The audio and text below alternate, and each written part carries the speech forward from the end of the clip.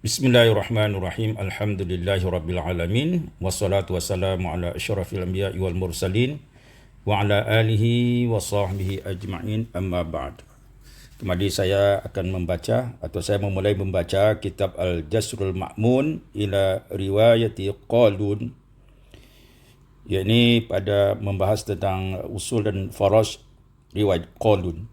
Kita baca dari surat Al-Fatihah, iaitu Malik, dibaca dengan Malik. Kemudian dalam surah Al-Baqarah, ayat yang ke-6, anzartahum, dibaca dengan anzartahum.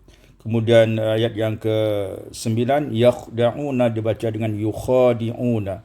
Ayat yang ke-10, yakdzibuna, dibaca dengan yukadzibuna.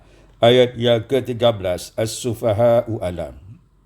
Waslan, ketika wasal, ibdalul hamzati tsaniyah, ditukarkan hamzah yang kedua, wawan ditukar dengan waw maftuhah, dengan waw yang berbaris fathah, sehingga dibaca as-sufaha'u wala.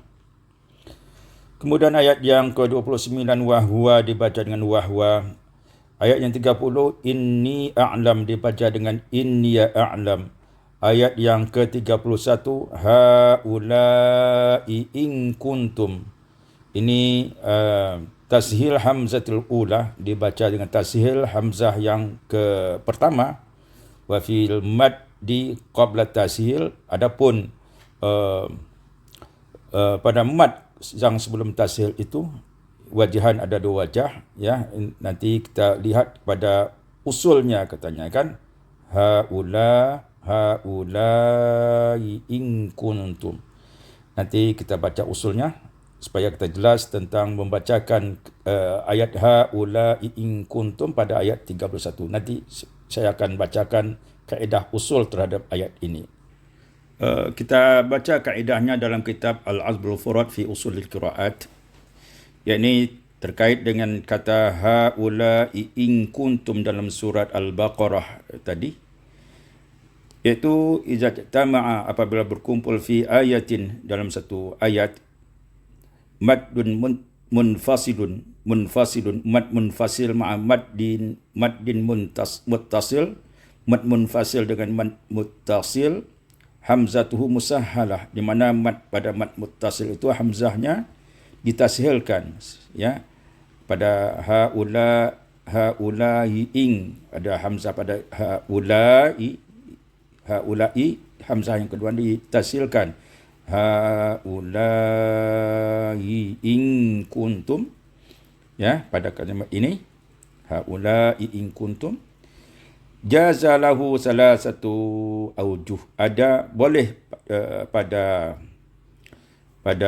hal ini, antara dua hamzah itu, mad tadi, ya, tiga aujuh, tiga wajah, itu antara mad munfasil dan mad muttasil. Qasrul mad munfasil wal muttasil, di mana mad munfasil dan muttasil dibaca dengan qasar, sehingga kita baca haulai in kuntum, haulai in kuntum. Yang kedua, qasar mad munfasil, qasar munfasil, kemudian tawassut muttasil, haulai in kuntum. Yang ketiga, tawassutuhuma, dibaca tawassut keduanya, haulai in kuntum, ya, seperti itu cara membacanya. Wamtana'al wajhur rabi', dan terhalang, tidak boleh membaca wajah yang keempat. Yang bisa hanya tiga wajah tadi, yang keempat ini tidak boleh. Apa yang keempat? Tawassutul munfasil, dibaca tawassut munfasil wa ma'al qasar muttasil, dengan qasar muttasil, seperti haulai in kuntum, ini tidak boleh, ya. Mengapa? Li'annal maddal muttasil, karena mad muttasil walau taghayyara, walaupun sudah berubah dia karena ada tashil, ya baqa aqwa minal maddil munfasil, namun tetap nampak bahawa mad muttasil itu lebih kuat daripada mad munfasil. Maka tidak bolehlah kita baca mad munfasil itu tawasud, sementara mad muttasil dengan qasar. Barakallahu fikum.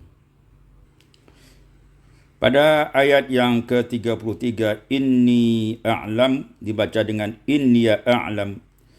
Pada ayat 51, ittakhadtum dibaca dengan ittakhadtum. Ayat 58, naufir dibaca dengan yufar. Ayat 61, an-nabiyyin dibaca dengan an-nabiyyin. Kemudian ayat yang ke-62, as-sabiina dibaca dengan was-sabin. Was-sabiina dibaca dengan was-sabin. Ayat 67, huzuan dibaca dengan huzu'a. Ayat yang ke-74, fahya dibaca dengan fahya. Ayat yang ke-80, at-takhadtum dibaca dengan at-takhadtum. Ayat yang ke-81, khati'atuhu dibaca dengan khati'atuhu, dibaca dengan jamak muannas salim. Ayat yang ke-85, tadhaharu dibaca dengan tadhaharu. Ayat yang ke-85, wahwa dibaca dengan wahwa. Ayat yang ke-85, ta'maluna dibaca dengan ya'maluna. Ayat yang ke-91, wahwa dibaca dengan wahwa. Ayat yang ke-91, anbiya'ah dibaca dengan anbiya'ah. Ayat yang ke-92, ittakhadtum dibaca dengan ittakhadtum. Ayat yang ke-98, wa mikala dibaca dengan wa mikail.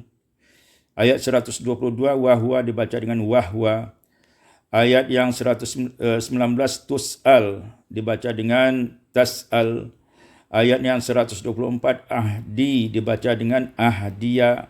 Ayat 125, wattakhidhu dibaca dengan wattakhadhu fi'il madhi. Kemudian ayat yang 132, wa wassa dibaca dengan wa awsa. Ayat yang 133, syuhada'id dibaca dengan syuhada'id.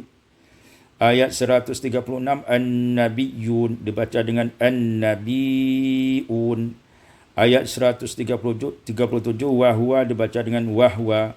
Ayat 139, wahwa dibaca dengan wahwa.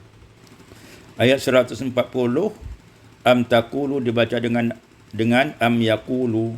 Ayat 140, antum dibaca dengan antum. Demikianlah yang terdapat faras dan usul yang terdapat dalam surat Al-Baqarah juz 1 dalam riwayat Qulun. Mudah-mudahan bermanfaat bagi kita semua. Amin. Amin ya rabbal alamin. Wallahu a'lam bissawab.